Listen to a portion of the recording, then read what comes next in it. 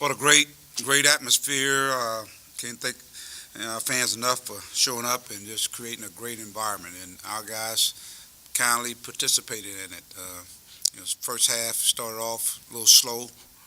Basically for them, it was a good start. For us, it was kind of a shaky start. But once we settled in, I thought our defense really kicked in. And Barford, Beard, I thought they really ignited us. And Trey got in foul trouble, so there comes Daniel. He's right off the bat, and I thought it got him into the flow of the game. And guys did a good job of really finding him, and he did a good job of finishing off plays and continues to get to the free throw line. But I always talk about that bench, we may have one guy go down. Who's going to be that next guy to step up?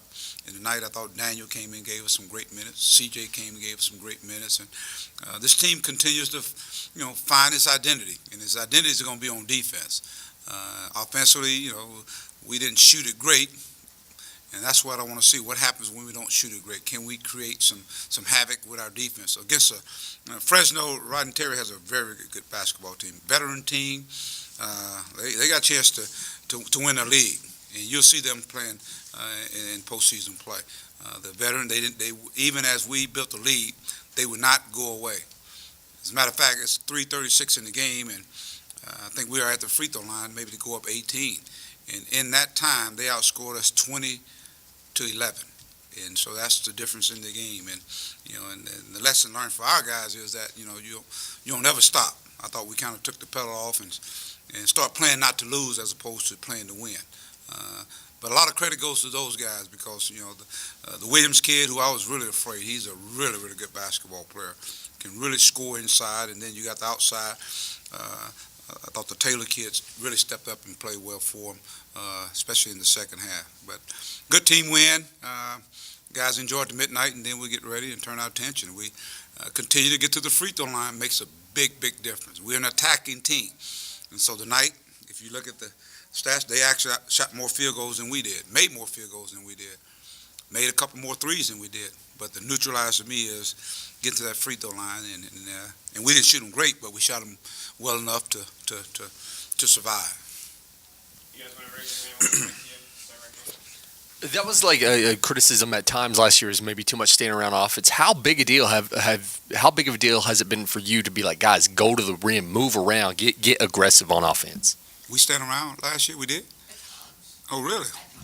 Okay. All right. We scored quite a few points. We got stagnant. I think you got a lot of new pieces, new players, and so tonight I think a lot of it has to do with fatigue too.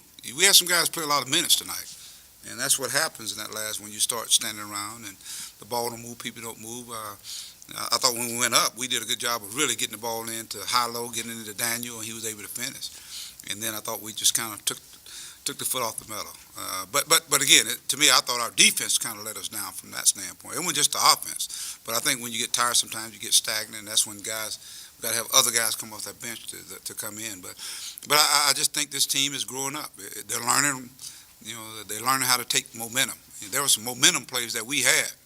You think about in the first half, the dunk that Darius had. I mean, you get that, the house goes real crazy. And you can imagine the other team, they kind of get a little in a hurry.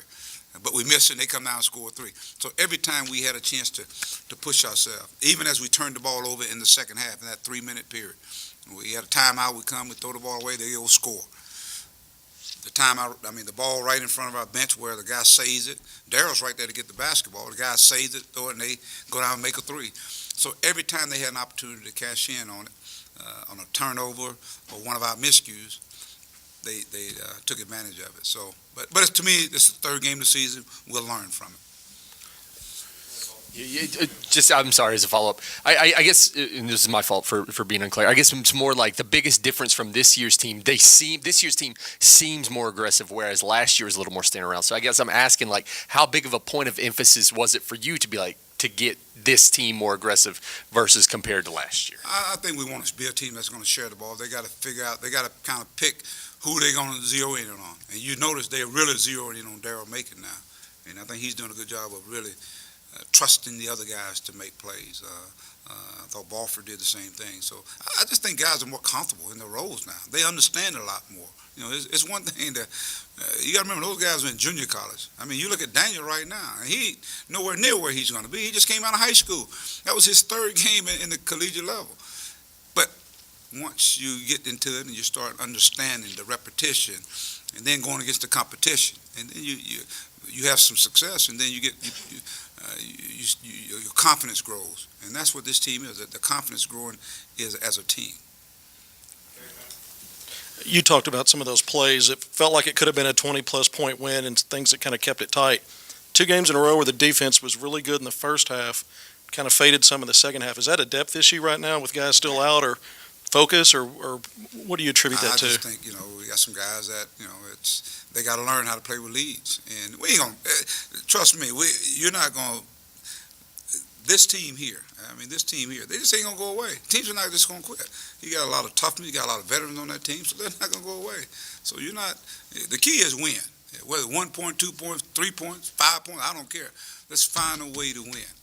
And but we want to be a team that really finished the second half and finish it well. But some guys may have got tired, but I thought we just kind of played not to lose as opposed to playing to win. Yeah, Mike, Daniel played almost as many minutes, 30, as he had in the first 2 games combined, 33. How good was it to see him stay out of foul trouble? And I guess he made a pretty quick adjustment for a young guy from game 2 to 3 on that. Every game he's going to learn, and his team needed him to be out there, and I thought he played a lot smarter. I thought he was more instinctive tonight. And it's one thing about it though is, as a big guy, if I'm a guard, I'm gonna be smart. I'm gonna feed the big guy, because then the big guy gonna do some other things on the other end, and we saw that tonight. And I thought he just played with a lot of confidence, and he used his length tonight, and so he was out there for a while. So we need him out on the floor. So maybe that was the thing that took place. He knew we needed him, so he stayed out of foul trouble. And then there was that sequence within like 15 seconds, he dunks on an alley-oop from Anton, and then he goes down and just swats, the ball. I think Deshawn Taylor. What'd you think of that sequence? Oh, I thought it was beautiful basketball. It was just seeing a guy just being instinctive and guys trusting him, just making plays. I mean, that's his strength is, for a guy that size, he runs like a guard, and he's very athletic. He's one of the most athletic big guys we've had here, and I think he's growing each and every day. He's like a sponge. He wants to be a great player, and so we saw some glimpses of it, what his athletic ability is, especially in the open floor. You're talking about open floor. Like I said, on one end he's dunking, on the other end he's blocking a shot at the basket. So to me, it's he's learning. Mike, does Dustin Thomas come back in next week now? We will make that decision here soon. So we'll see. Right now, I'm just trying to let these guys enjoy it to midnight, and with the guys that are going on, right, they're doing a good job. I thought, Gabe, for the little time he's been playing, I still think CJ's got another gear that he can take it. But again, we get more and more guys that are contributing. You guys doubled the post. It seems like you've maybe been more successful forcing turnovers this year. Do you think it's the length? Do you think it's guys being more comfortable defensively in their second year? Or what do you attribute that to? Yeah, I think it's the understanding what we're doing. I think a lot of times we go double and people split us, as opposed to us just kind of closing those guys off. So we're not anxious trying to steal the basketball. See, the trapping part is not stealing the basketball. It's disrupting, touching it, and maybe we'll come up with it. So I think our guys are starting to figure it out. And the way you figure it out is with some more veteran guys out there. You got some longer athletic guys, and we got guys that can get places now. So I think all that helps when you're talking about a scrambling, trapping type defense. Taking a show on the road now to Portland. Talk a little bit about the opportunity to play in that tournament and what you think you can learn out of it.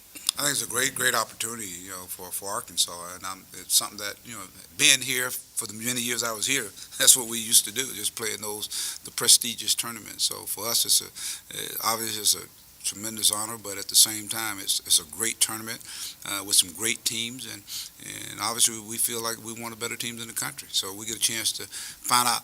I'm gonna use it as more to find out, a little bit more about ourselves, because now you're not in the friendly confines of Bud Walton Arena. You don't have the fanfare going on there. You're in a neutral site, and very much so like what takes place in postseason play.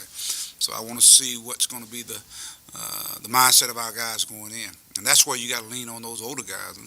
Beard and Thompson and Barford and Macon for what took place last year. Adriel Bailey, and we just continue to see him really evolve as a player. So for the young guys like Daniel and Darius and Gabe, this is something new for them. So I'm anxious to see how they respond in that kind of environment, and we're going to play against some outstanding teams up there. So it's the competition continues to go up another level, and but we always talk about that's the level we want to play at. They unveiled the jerseys last week. Was that something that you guys had a hand in, like picking your design and how it looked? We saw that. We saw the drawings and all that as it was moving forward. So, but I think they want to design a different jerseys for each team, and so you can imagine our guys are really excited about it.